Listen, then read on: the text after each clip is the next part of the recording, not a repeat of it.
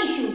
सो बेटा टिश्यूज क्या होते हैं? Tissues are the group of cells having a common origin and they are working together to perform a particular function। नहीं समझ में आया? चलो इसको सिंपलर टर्म्स में समझते हैं। बेटा देखिए, this is the picture of tissue. ये किसकी पिक्चर जो आपको सामने दिखाई दे रही है, किसकी पिक्चर है? Yes, this is the picture of tissue.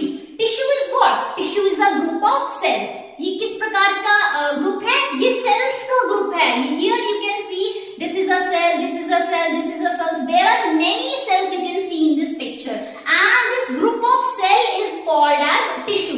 ये जो सेल्स का ग्रुप है, इनका ओरिजिन सेम होना चाहिए, मतलब ये एक ही तरह से क्रिएट हुई होनी चाहिए, एक ही तरह से इनका ओरिजिन होना चाहिए, तभी ये टिश्यू बन पाएंगे। दूसरी बात बेटा, ये सारी की सारी जो सेल्स है ये एक साथ मिलकर काम करेंगी, दे आर वर्किंग टुगेदर। उसके बाद क्या कंडीशन होनी चाहिए बेटा?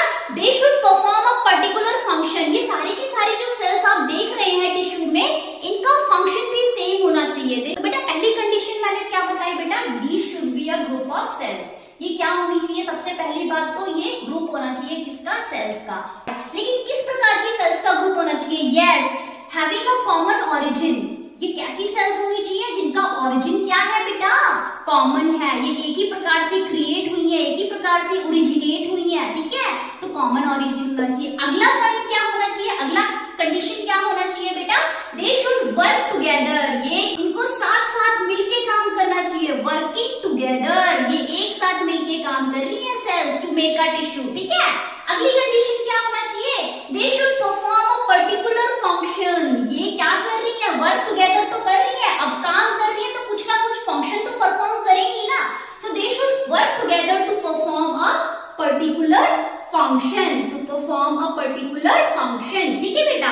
तभी हमारे टिश्यू की डेफिनेशन क्या होगी? फुलफिल होगी, ठीक है? Particular function.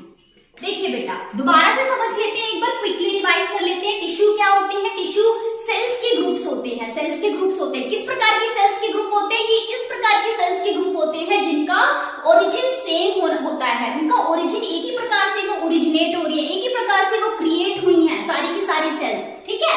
दूसरी बात क्या थी बेटा?